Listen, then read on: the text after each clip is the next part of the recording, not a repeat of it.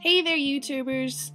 I am making a follow-up video to some of the videos that I've made on the RealTubes channel. If you haven't seen RealTubes, go check it out. Really great group of girls over there. A lot of my videos have to do with dieting and the fact that I'm avidly against dieting. I'm so anti-dieting. I haven't really offered an alternative to dieting, so that's what I'm going to do in this video right here. I'm going to talk about a philosophy that I came upon a couple of years ago called HAES, H-A-E-S, and that stands for Health at Every Size. So I've been a dieter all my life, and I've tried all kinds of diets.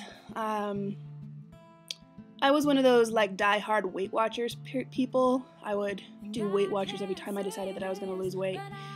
And so when I came across the fat acceptance movement, I came upon this philosophy, the Health at Every Size philosophy.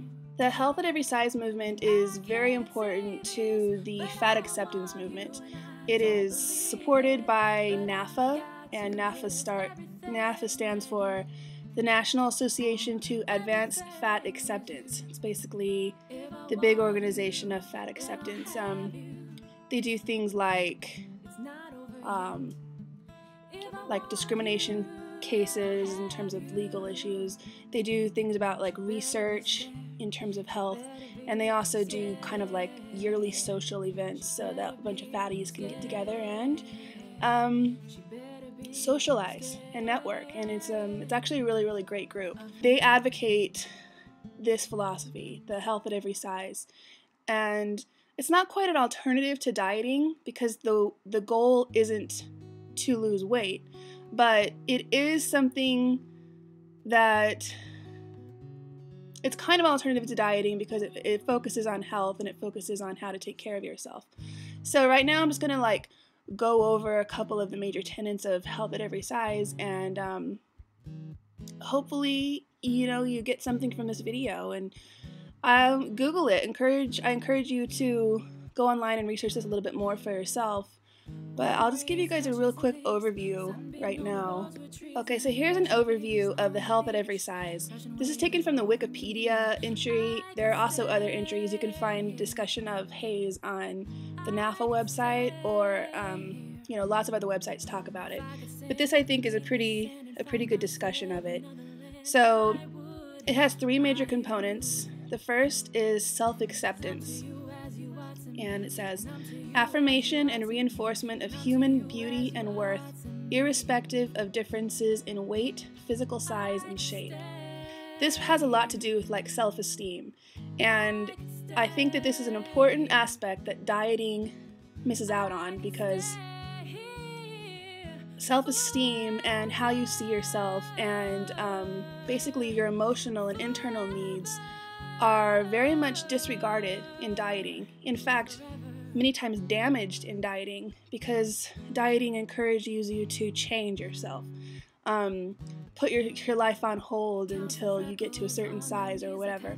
And HAES is just the opposite of that. It encourages you to see worth in yourself, see value and beauty in yourself, and that's an integral part of your health. The second component of HAES is physical activity. Support for increasing social, pleasure-based movement for enjoyment and enhanced quality of life. And I would just add to that, rather than for the specific purpose of losing weight. And this one is really hard, I think, for a lot of people to accept, to grab onto. The idea of exercising just for the enjoyment of it, for just the pure joy and feeling your body move and using your body and finding activities that you actually like to do and that you don't associate negatively with punishment and beating yourself up in order to lose weight. The third one is normalized eating.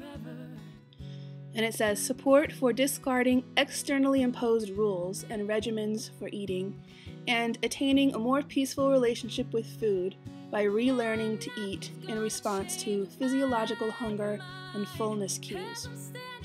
In other words, rather than following external imposed rules like diets, like counting calories, like looking to external rules for what you can and cannot eat, when you can and cannot eat, bad foods versus good foods. HAES advocates for a kind of intuitive eating, and that basically results in a trusting in your own body, trusting and listening to and becoming aware of what your body is asking you to feed it and what it needs. I think that the dieting culture, it just does the opposite of that.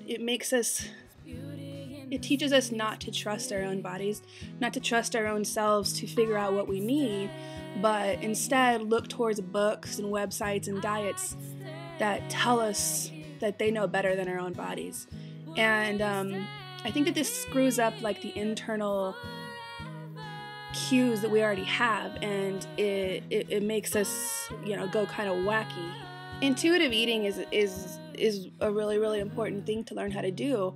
And not only does it develop trust in your own self, and you start seeing that your body actually can be trusted, and it actually does work really, really well and can tell you what it wants. But it will normalize your eating habits.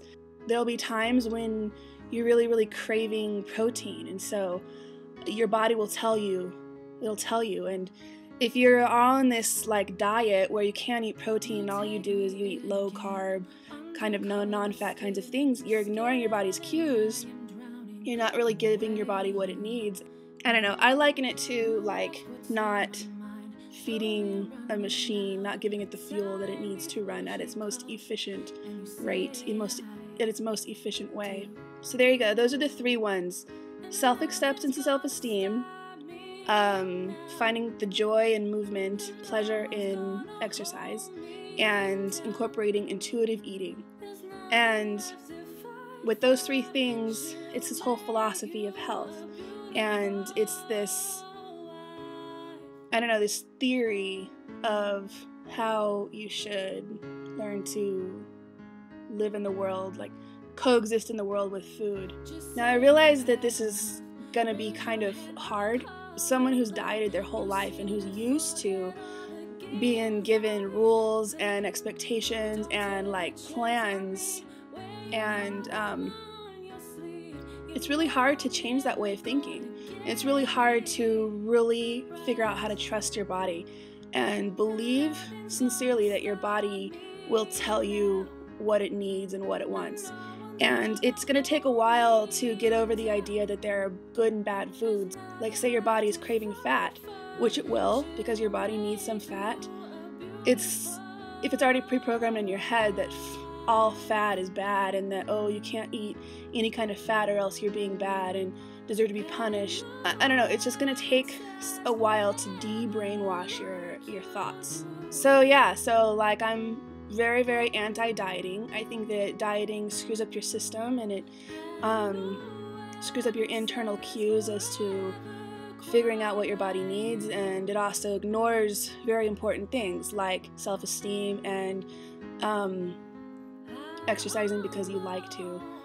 And I'm a big, big, big advocate for this philosophy. It's changed my own personal way of life.